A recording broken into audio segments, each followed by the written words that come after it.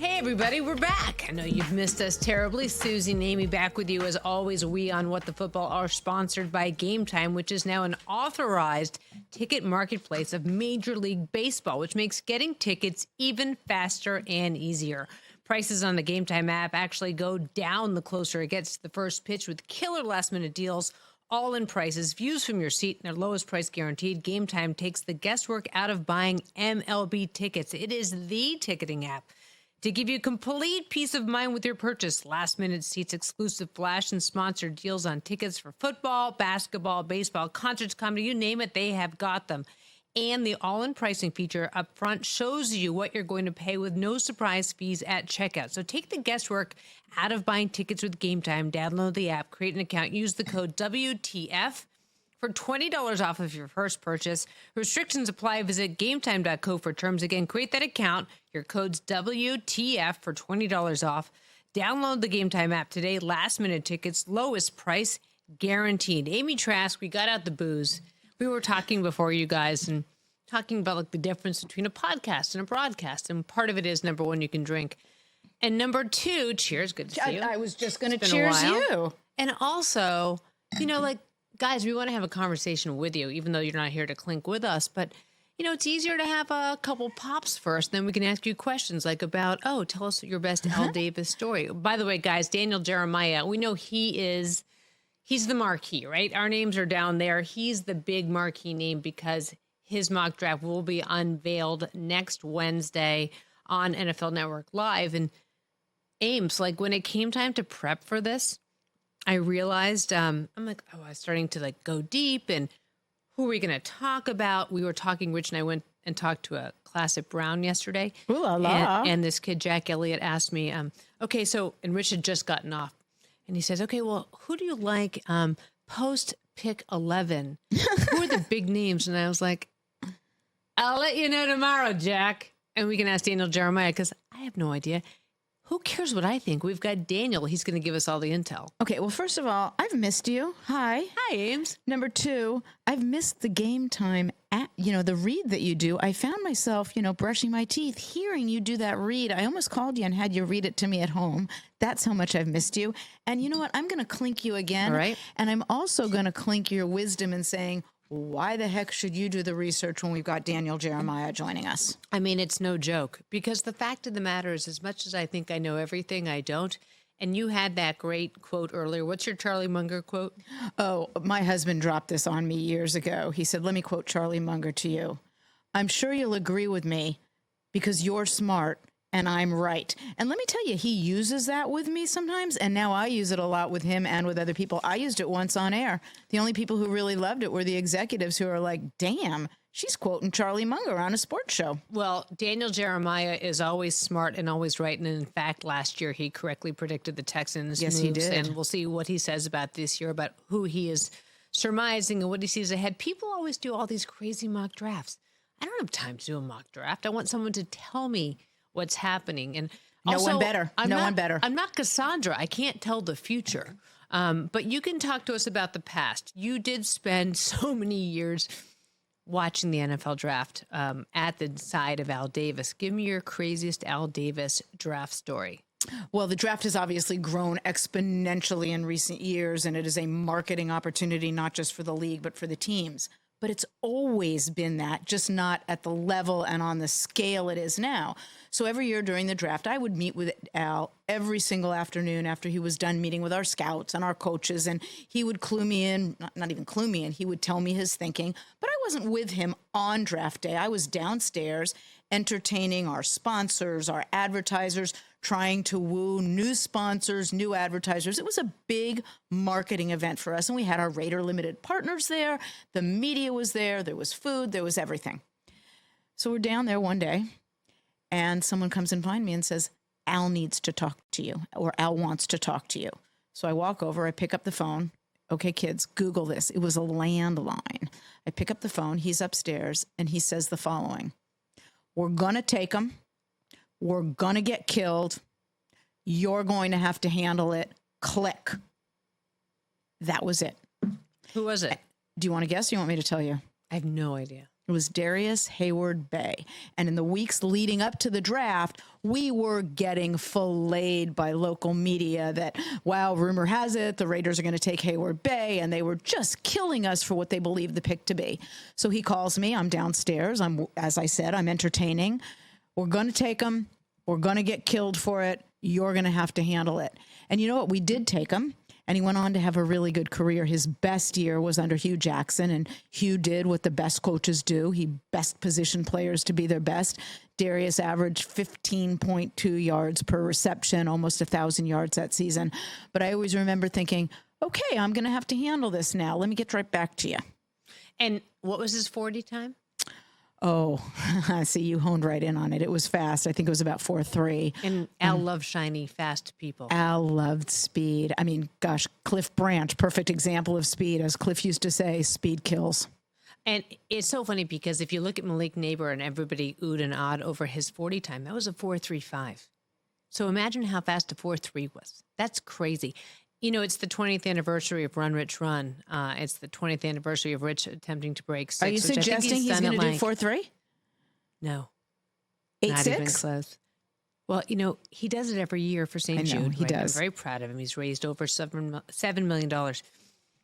But trying to get him to break 6, and we're talking 4.3, and like, 4.35, not as fast as... By the way, not only does Rich do magnificent work for St. Jude's, and all the credit and love in the world for that, Suzy, that's not a bad time for Rich to be running. Because if I'm not mistaken, doesn't he run in a suit and grown-up clothes and work clothes? But I don't think Al would flag him.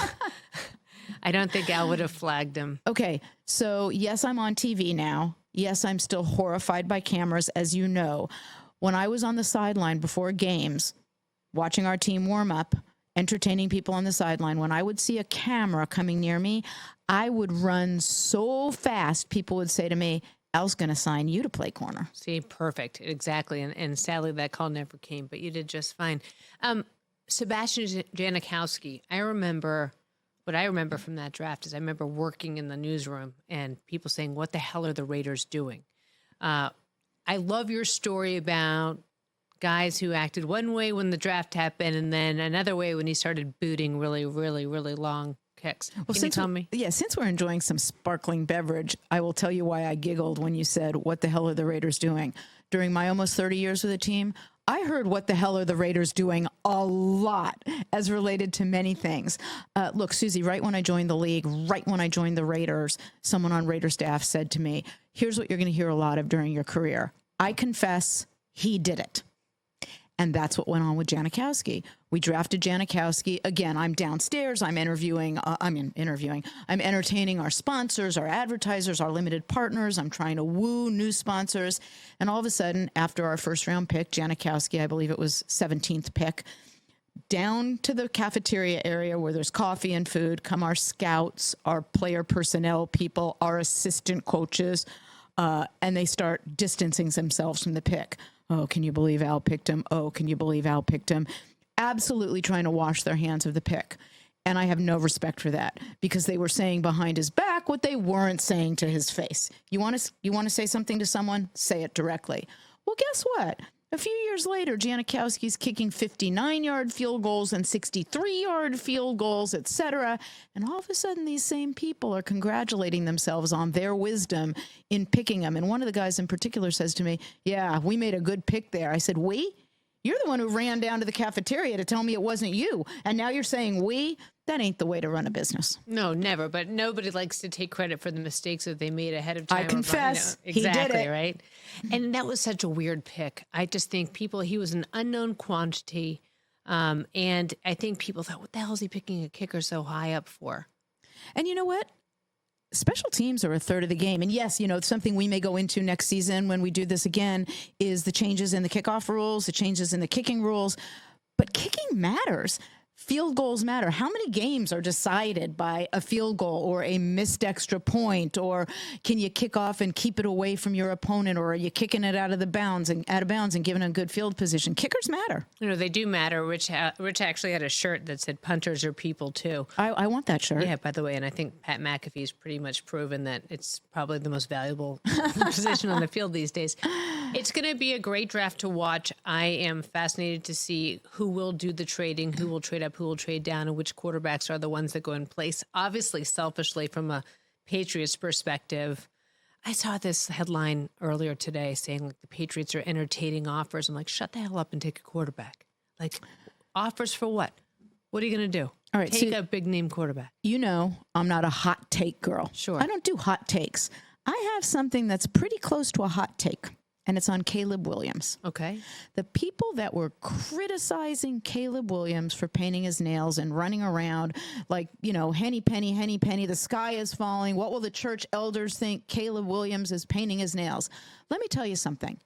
If someone can win games for you, if you believe this is the guy that can win games for you, if I'm in a front office again, my answer is, and by the way, I don't want to be, so let me rephrase that. If you're in a front office of a team and you believe someone can win games for you and he paints his nails, who the hell cares? I wouldn't care if he wore a damn tutu if he could win games for us. And fresh off of a gazillion interviews is Daniel Jeremiah. We so appreciate your time and like just bouncing around from like interview to interview, asking you the same damn question. So like I would give you champagne through the camera if I could, because obviously I told you I got Amy a little sauce before the interview. But Just a little. How many of these have you done? Today I think maybe like 8 or 9.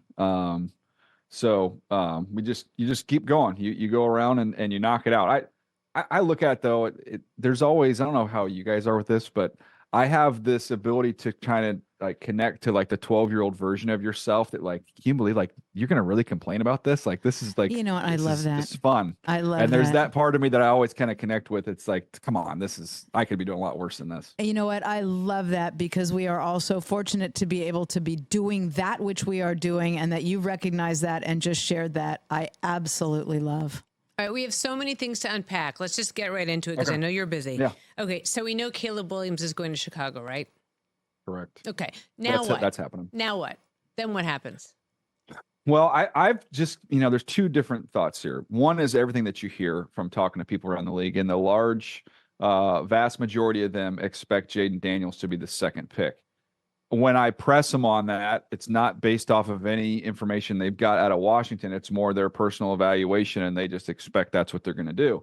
I've just kind of through this process, I've known Adam Peters for 20 years, and I think about DQ and his background, and he's gone to a Super Bowl with Matt Ryan.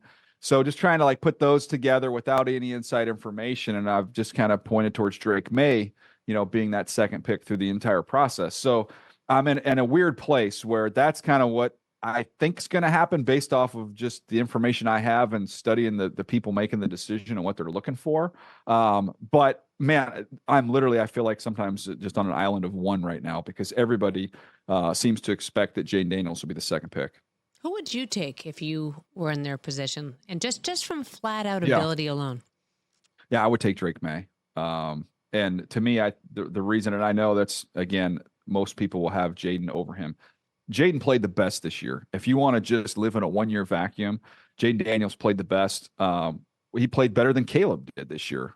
But to me, you're not drafting a year's performance. You're drafting the ability level of the player. And I've seen what Drake May could do last year with just a decent supporting cast. I mean, they weren't great at North Carolina the year before, but they were decent. He had Josh Downs, had at least an NFL wide receiver, and he put up big numbers. And I get somebody who's a bigger frame guy. He's got more size, more physicality. I think that's going to bode well durability-wise for him going forward. Someone who I think works more in the middle of the field, and kind of the NFL is played in the mud, as you guys know. Like, there's not going to be guys running free all over the place. You've got to be able to throw with some anticipation and work in tight windows. And some of that, he had to do because of who he was playing with and who they were playing against. So that to me is kind of my long-winded answer of why I like Drake May. That being said, I mean, I think I have Jaden Daniels one spot behind him on my ranking. So there's a lot to love about Jaden Daniels and his ability. I worry a little bit about with his narrow frame and some of the reckless style in which he plays, how long that holds up that way. So that'd be one of my major concerns there. How much jockeying for position are you anticipating? And by jockeying for position, I mean, of course, teams looking to trade up. There are quite a few quarterbacks, as you've identified.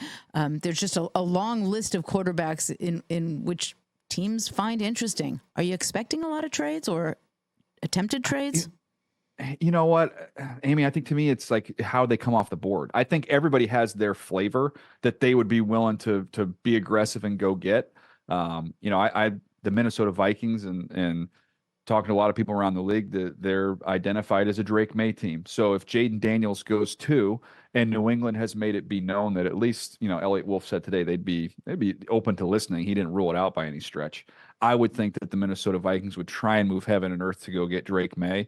I also know they do like JJ McCarthy, but then we get into the difference between, do you love him or do you like him? Do you want to go all the way up there to 3 and make that all in Godfather offer, or are you more content to say, let's just let this play out a little bit? Maybe if we have to trade up a little bit, we'll do that, or maybe we'll just, stand pat here. But as you both know, like when you have a lot of quarterbacks, there's different opinions. And then people, as you get deeper in the process, the owners become involved, and the owner can look at that situation and say, okay, I can sell this. Like, you get me the young quarterback. That young quarterback represents hope, and I can sell hope. So then, you start seeing people that have said in meetings for months, we're willing to trade up to this point, but outside of that coffee's too rich. Like, we're not going beyond that. They have a way of pushing past those limits once you get late in the process and the owner gets pretty involved. Wait, what? Owners get involved? Wait. Yeah, you don't know anything about that. Owners yeah, getting you don't know involved anything in the about draft? that. Wait, yeah. my mind is blown. Yeah, I'm going to try and paint the picture for you here. I don't know if you can even just imagine such a thing. Can't imagine it. Yeah, but if Elliot Wolf is, I mean, I want to shake him and say, what are you kidding me? If a quarterback represents hope, why are they saying they're open for business? Like, what are they, insane? Get Drake May. Like, what's their problem? Yeah. The only thing that I can think of there is, and I've referenced the Patriots through this whole draft cycle with this personal experience, which was in calling the Charger games and going to New England last year and being able to juxtapose what I saw in that stadium versus what I had seen numerous other times in that building with the run that they were on, and the juice and the energy in that place that was electric, to go in there last year when it's raining, the stadium's half empty, and they got shut out.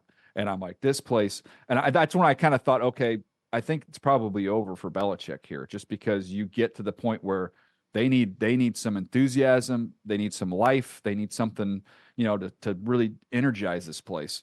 And a quarterback can do that. So if they're not going to take him there, my only explanation for that is, okay, well, they really like JJ McCarthy and they're comfortable, even if they had to trade back to 11 and got a huge haul from Minnesota, they would then have the ammunition to be able to come back up to, 5, a team like the Chargers, and come back up and still get a quarterback. But if they go into next year, and nothing against Jacoby Brissett, who's a solid stopgap player, that's tough to sell. That's not, hope has left the building at that point in time. Yeah, I think it's on 95 right now. Before we go talk about the Chargers, and you said that with JJ, so I want to talk to you about that. But I would be remiss if I didn't ask you your opinion on what's been coming out lately with Belichick and Kraft and the possibility of Atlanta. I mean, how much of it do you think, as you ascertain and kind of take your experience, like, what are your thoughts on all of these news releases that have been uncovered by ESPN and the like regarding Belichick and Kraft? Well, I mean, I think it's, I kind of believe it. I know, I guess people have thrown water on it, but I don't have any reason to doubt it. I just think, you have so much time together there, and you have so much success. And what is the phrase again? Success has many fathers. Failure is an defeat is an orphan. Yeah. Yeah, there you go. So that's what I was thinking of when I was reading through that article, and it reminded me a little bit of the Jerry Jones, Jimmy Johnson set Yeah. up. They had their run and their success. It's a race for credit, and it's a run from blame. So, does it surprise me that, these owners talk to each other and would recommend or not recommend somebody? No, I think that's a very tight-knit fraternity.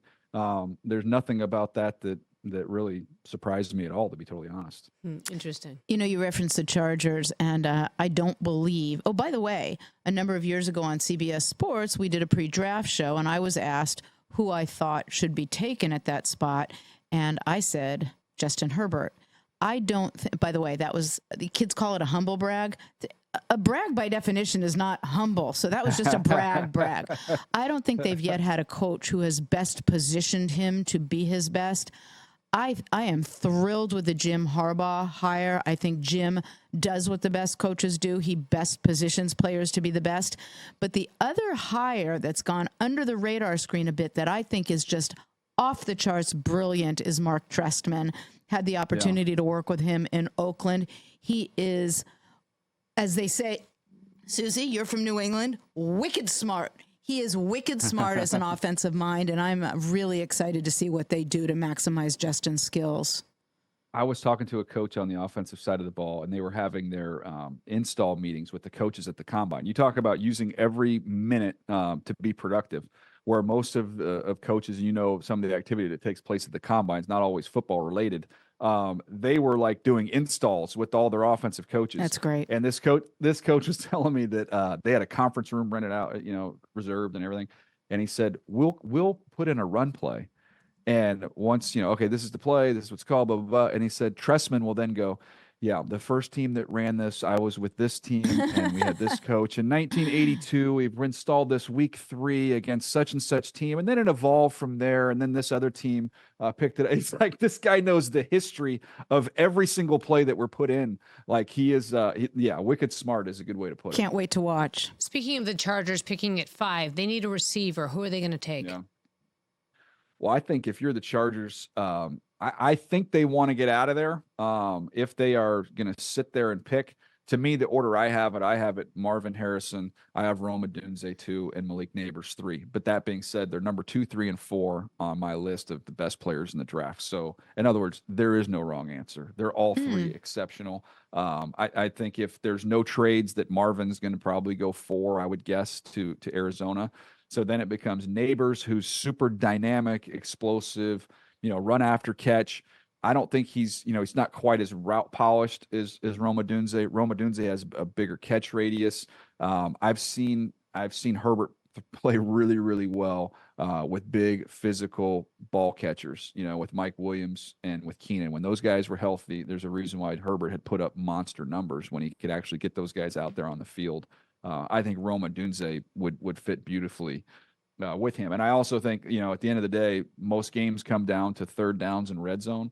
And so when I'm trying to split ties, and I have very similar grades on these guys, when I have Odunze versus Neighbors, and I look at third down red zone, I'm going to take the bigger guy. And it's not like he's a slug either. I mean, he runs in the low 4.4, so he can still move. Can you give me comps for those 3 guys, please? Like coming out of college? Sure. Yeah. So interesting. Coming out of college, really, you could make the same one for Marvin and for Odunze. Like Odunze to me was Larry Fitz. Like Fitz coming out of college at Pitt. I remember having a coach in the room. I think it was in Baltimore. Yeah, I know it was in Baltimore. And he was like, I just don't know how fast he is. I'm like, does he get caught? Well, no. Well, he's fast enough, and he catches everything. And he's a brilliant dude. You can play him anywhere. The work ethic, character, leadership, off the charts. So that was my Odunze comparison. Neighbors was like a DJ Moore type player who we've seen take off for the Bears. Did a nice job in Carolina, and you saw him take another step last year. It was run after catch. He's like a running back with the ball in his hands. Big time burst, big time explosiveness. Marvin, I didn't have one for him like coming out of college of someone that came to mind that he really reminded me of, but there is a little bit of and I know I'm talking about some Hall of Fame players here, but there's a little TO to him, like just as a power forward, like he is sculpted. If you get a chance to see him, like he is he is a machine. So He he's does going to not start look whipping like his dad. shirt off and start benching in somebody's yard. Is that what you're saying? We could start getting some benching, some push-ups maybe, with some fatigues on, with Rosenhaus trying to explain the whole thing. I mean, that's that would be exciting. But no, they're again, all three of them, to kind of paint the picture of some of the names that we're talking about here. These are really, really good players. More with Daniel Jeremiah in just a moment, but first, Game Time is now an authorized ticket marketplace of MLB Major League Baseball, which makes tickets even easier and faster to procure. Prices on the Game Time app actually go down the closer it gets to the first pitch, and with killer last-minute deals, all-in prices, views from your seat, and their lowest price guarantee, Game Time takes the guesswork out of buying MLB tickets. It is the ticketing app to give you complete peace of mind with your purchase. Find last-minute seats, exclusive flash and sponsored deals on tickets for football, basketball, baseball, concerts, comedy, theater, you name it. And Game Time provides the all-in pricing feature that shows the total up front with no surprise fees at checkout. Take the guesswork out of buying tickets with Game Time. Download the app, create an account, use the code WTF for $20 off of your first purchase. Restrictions apply. Visit gametime.co for terms. Again, create that account. The code is WTF for $20 off.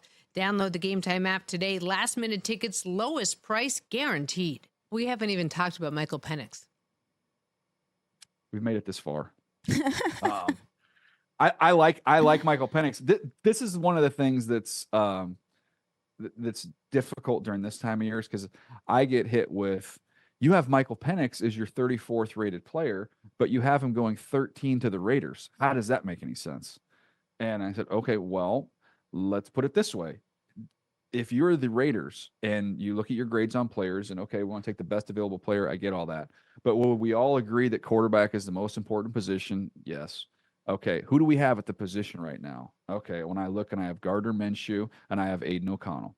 Okay, is Michael Penix better than them? Yes. So if I can upgrade at the most important position on the field, I'm okay moving a guy up the board a little bit. You know, they're going to miss out on those other guys. If you're the Raiders, you know, those guys are going to be gone. So this is part of your decision process. And to me, if I have a chance to upgrade with a younger, cheaper model, I'm going to do it. So he will be donning the uniform of... You know, I don't know what the heck they're going to do. And they have needs in other areas. They need tackles. They need a tackle, I should say.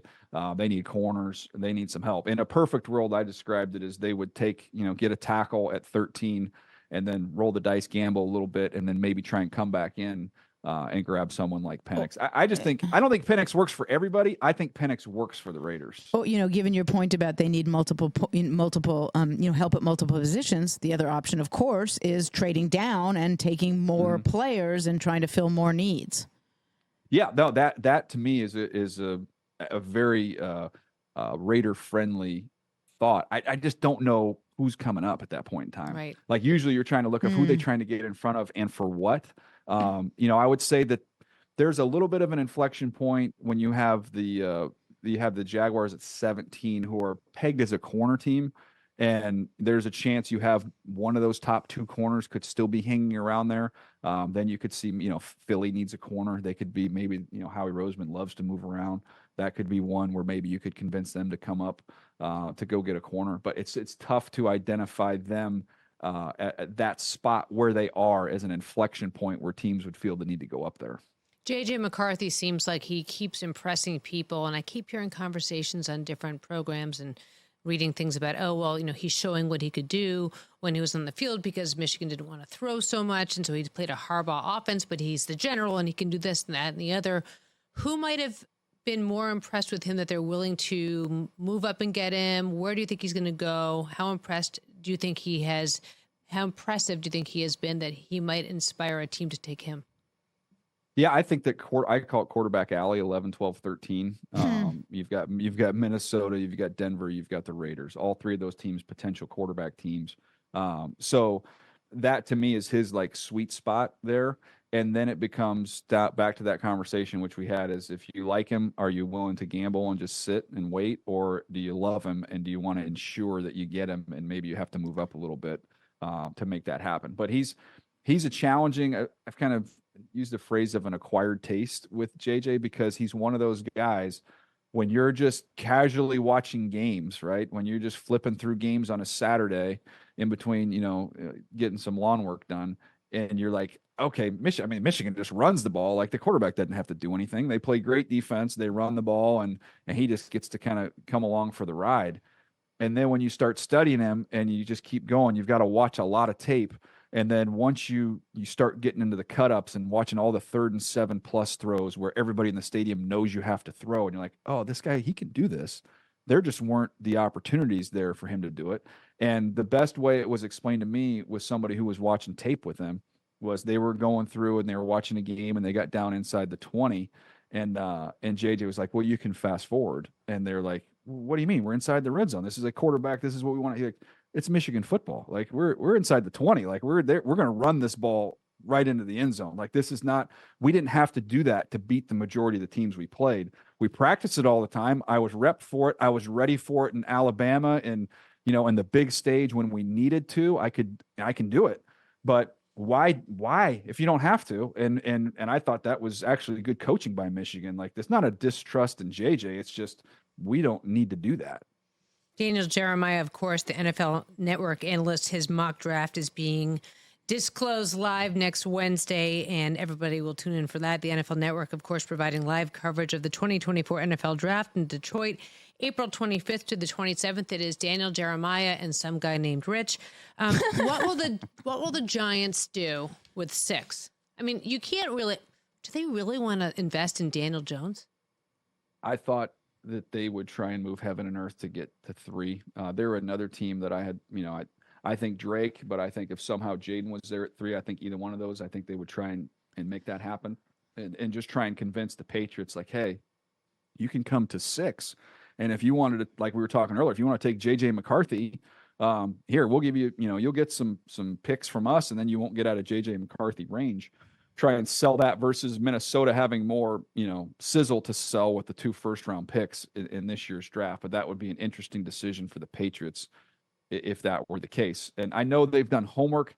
The people that I talked to around the league did not expect the Giants to be a JJ McCarthy team. They were more of the top 3 guys. That was their line. And if they couldn't get those top 3 guys, then they would roll forward with Daniel Jones. But when you've done this much homework and it's all out there that you've done this much work on all of these quarterbacks, I don't necessarily buy that. I do due diligence. I don't know if I buy that. Daniel, wait a second for what I'm going to say, because I promise you there's a segue. Okay. I have said for decades and decades and decades that I think I would be a phenomenal spy. And the reason I note that is about a week ago, I saw that the CIA is hiring or looking to hire new recruits. Now, I'm not saying they have to be spies, but, we are talking about the CIA. What I find as one of the most impressive things you do is glean from that which is shared with you what is factual, how people are trying to mislead you. Are they seeding you information just for the purpose of misleading? I mean, you've got to be, in many regards, a phenomenal spy in determining what information is accurate and what is misleading. So I'd love to hear your thoughts on that. But I also want to tell you the problem with what the CIA is doing. They would require you to do 27 push-ups and 18 pull-ups, or vice versa, in a minute. So that was a challenge for me. I don't know that I would make the recruiting. But, all teasing aside about the CIA, and by the way, CIA, we know you're listening, so I'm not really a spy. But in all sincerity, I think one of the most phenomenal things you do, and your work is tremendous, your predictions are tremendous, you've got to glean and you've got to parse through what is accurate information and what is seeded for purposes of misleading you. How challenging is that? Yeah, I mean, I've learned over the years that a lot of the stuff you get later in the process is the least accurate stuff, as everybody's trying to throw misdirection. I'm never going to ask. I have a bunch of friends as general managers. I'm never going to ask, hey, who are you taking? Tell me what you're going to do. Like, I'm never going to do that. That's stupid. But I try and look at the history of how they view players and who they like and what the team needs and try and put that puzzle together. And then there's other means to go about it. Like I'll give you an example today. There was a coordinator for a team that's in the quarterback business, a newer coordinator. who had interviewed for multiple jobs. So I called around to one of the teams that he didn't take the job or didn't get the job and asked, did he give you his opinion on the Oh, you're quarterbacks in this smart. class? So I'm trying to like work behind.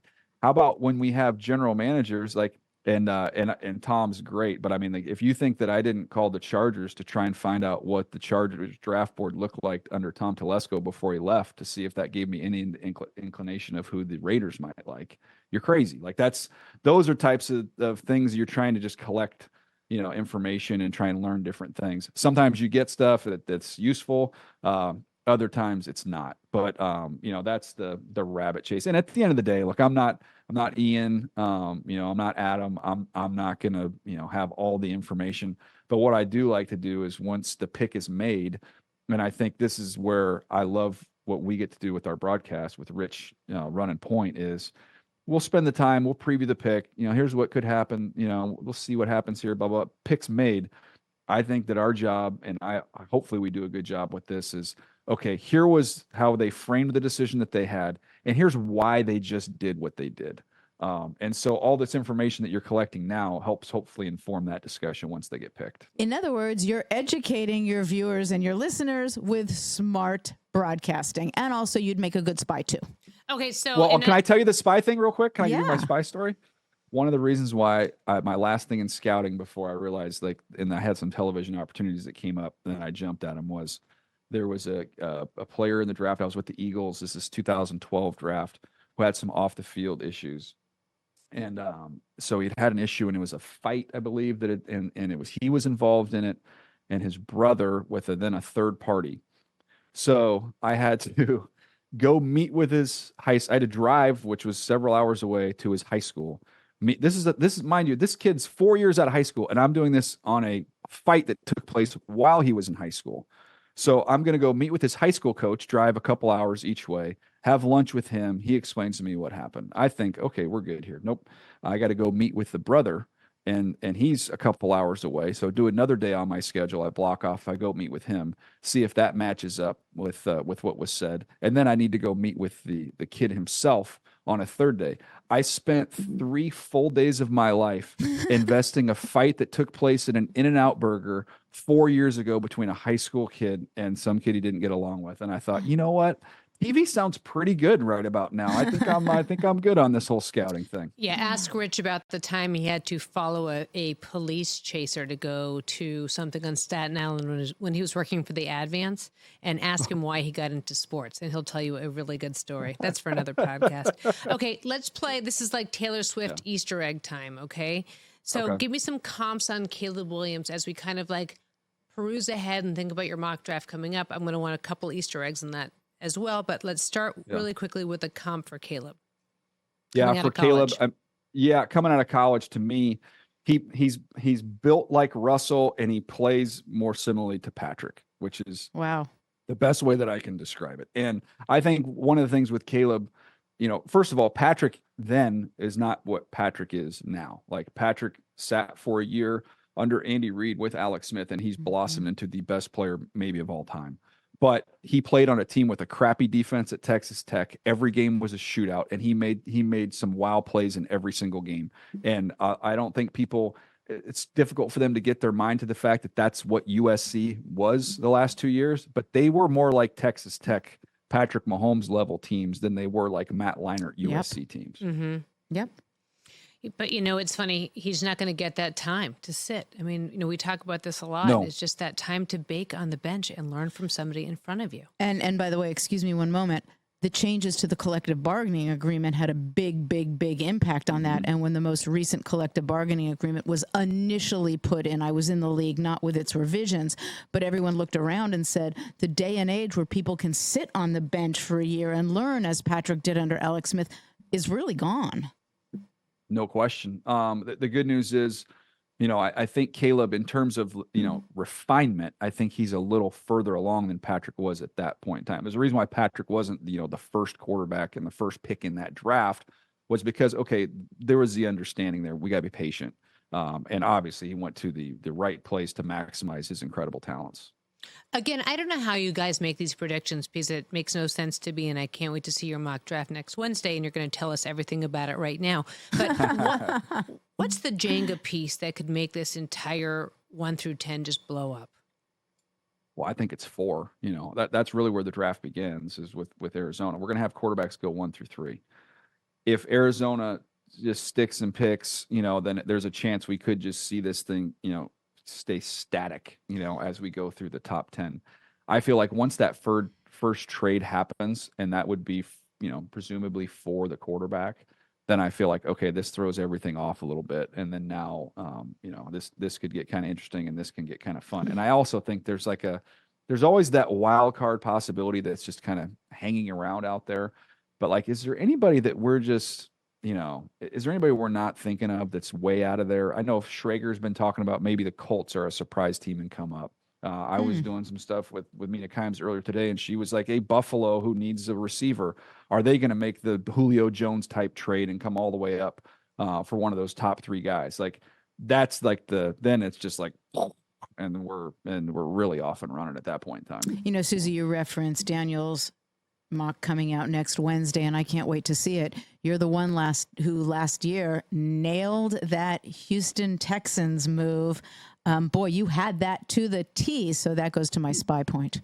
Or actually, it just goes to your draft knowledge that's point. one of those ones. Is that really going to happen? Like, that's one of those ones where you're like, okay, I think there's a chance this happens. It's worth just kind of putting this out there. But I'm like, I could look really stupid when this thing doesn't happen. So I was relieved. I was very relieved when they said there's been a trade, and that was the longest pause ever between Rich said we have a trade, and I'm like, please be the Texans on the clock. Please be the Texans on the clock. The Texans are on the clock. What's your over-under on the trades? Oh, I think the average is like 5 or 6. I think when you have this many quarterbacks, and I think that tends to stir that up a little bit. So, and I think we've got, in some ways, I think some of these younger general managers, it's kind of like how baseball has become a little more fun as some of these guys are really more willing to do stuff. And so I'm going to say I'll go over 6. I think we have a bunch. Who are we not talking about that's going to end up being the biggest star? And in 5 years, we're going to say, I can't believe we didn't talk about him for the 2024 draft. Ooh, that's a fun question. Yeah. Who's going to be a star that we aren't necessarily talking about? I'll tell you this year, if you look at the number of defensive tackles that have got big deals over the last 12 months, it is stamped that is a premier position in this league right now. It is one of the hardest things to find. And when you find it, you pay them, and you pay them whatever the heck they want. And that's why I'm going to look at a guy like Byron Murphy from Texas, who's somebody that can come in, can rush the passer from inside, which is the most valuable thing you can have on a defense nowadays. And I think he's been maybe a little shortchanged through this process. I like it. Reminds me, like, I always think of the Mario Williams draft, and what was it, like 2006, and everyone was like, they're taking him. I'm like, yeah, he's insane, and he's really good. Yeah. He may not be a quarterback. It was over Reggie Bush. Yeah, that was. Oh, that's right. Of course. That's why I remember it, because I think I was covering it. Feels like another quarterback must go down, and he must go down hard. That man was onto something. Daniel, give us one little nugget ahead of time, one little Taylor Swift Easter egg that you can reveal for us here on What the Football that you can say ahead of time before next Wednesday, before the NFL gets you. Oh gosh, a little nugget. A little something. I'll say that I wouldn't, we're talking about trades and people moving around. I would not sleep on the Detroit Lions moving up for a corner in this draft. So they are they are picking 29, a team that's been, for so many decades, up there at the top of the draft, and they were so close to getting to a Super Bowl this last year. I can see it's easy to sell kind of that finishing piece. And I think getting a big time corner to throw in the mix there would be a nice addition. My God, if that happens in Detroit, that'll be incredible. Have fun. What's it like with Rich the whole time? Does he get giddy as you guys get on, keep going on and on and on? Because by the end of it, the two of you look slap happy. Yeah, it gets depending on the names of those who may be picked, which could send us down a winding road that gets all of us in a lot of trouble, as it did in Chicago one year. If we can avoid that, I think we'll be okay. It's weird with Rich. Like, I get asked this question surprisingly a lot, and I'm sure Rich does as well, because we are on there's not many things on television where you're on as much as we are at the combine together, and then the draft. These long programs, but like we genuinely enjoy each other's company. So it goes by Nice. fast. Is some don't believe that, but it really does. It's just fun. Daniel, I have long had so much respect and appreciation for all you do. And I want to add to the respect and admiration and appreciation for you that last year, when you let the rescue puppy pee on your shirt and you reacted as lovingly and graciously as you did, I added to my list of things I admire and appreciate and love about you that moment. So thank you for advancing the cause of rescue puppies. Thank you for reacting as you did when the little puppy who was scared peed on you. I love you for that. Thank you. Oh, it was, you know what? We're looking for something to latch onto, a storyline. And then as we get to that portion of the draft, and I was like, of my bingo card, I did not have a cute puppy peeing on me being something we'd be able to latch onto at the end. But that's what happened. And that, by the way, I never got reimbursed for the shirt. I forgot to send that. You just reminded me because I haven't thought about this in a minute. I never sent the. I am not here to give any tax advice whatsoever, but given that you were supporting a nonprofit charity with respect to animal rescue, maybe deduct the cost of the shirt. That is not legal advice. Do not rely on me. Next time, send Rich home with a puppy. Yeah. If it's a rescue you know what? dog. Did you want one? My wife was mad at me because she said, "Why didn't you bring one home?" Yeah. Why didn't I'm you? like, Why how am I didn't supposed to? I live in San Diego. How am I supposed to get the dog from? you put him in a Kansas bag City? on the plane. You carry him on. Come on, he's a little puppy. All right. Bring All the right. dog Well, home. it's in play now because I think we're doing the puppies again in Detroit. So Listen to I your might- wife. Bring her home Okay. a puppy, I a might bring rescue home one. puppy. I texted Okay. Rich during a show yesterday a video of a 100-pound dog I almost brought home, and he's like, "Can you at least wait till I go to commercial break before you like make me stressed out?" Daniel, Rich's love for you is so deep and so profound. You very well may be his favorite person to work with. So have the best draft, and thank you so much for Thank spending you. this time with us. Oh, I enjoyed it. You guys have a great week, and we'll catch up soon. Thanks again. Thank you, Daniel. Such a great conversation with Daniel Jeremiah. Again, our thanks to him for spending this much time during his most valuable real estate session, right? I had me thinking, Amy, as we were getting ready for this, about the comparison to the WNBA draft, which you just saw a couple days ago, which saw numbers we've never seen before. And we knew who was going first. Much like we knew that Caleb Williams will be the one who's selected first, we knew that Caitlin Clark was going to get selected first. 2.5 million people watched the WNBA draft. And, I understand that NFL drafts will get more people to watch. They'll get 6 million on average at any time. But how cool it was to watch these women get drafted. It was a spectacular coverage. Holly Rowe is, just the greatest interviewer. She knew every girl out there. She knows them so well. She knows their career so well. And it really compared to the NFL draft. And we'll see on NFL Network next week these reporters who know every single inch of every player and their background, what have you. But I just thought it'll be so interesting to see for the first time, we can kind of compare the excitement around these two drafts. Well, and I think the point you raised fascinates me. As you said, everyone knew who was going first. There was not going to be a surprise, yet more people than ever tuned in to watch her go first. And you're right, the coverage was magnificent. It was, and it will be magnificent next week as well on NFL Network. Our thanks to Daniel Jeremiah. Once again, don't miss his mock draft being unveiled live on NFL Network a week from, what's today? Today we shoot on we're on Thursday. So It's next Wednesday. Next Wednesday.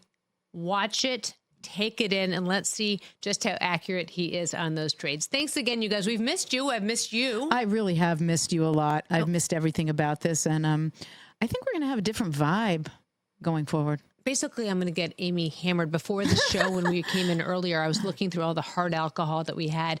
Charles Woodson, if you're taking this in, we need some more wine. We need some more Intercept. And Maybe we stick with the bubbly next time. And by the way, my husband listens to every single one of our podcasts, and he is right now putting you on speed dial. Suzy, cut her off after one glass. Somewhere in Florida, Leslie Visser is drinking right alongside with us. I love to that. hear from you guys, as we always do. Thank you for taking in this edition of What the Football. We will talk to you soon.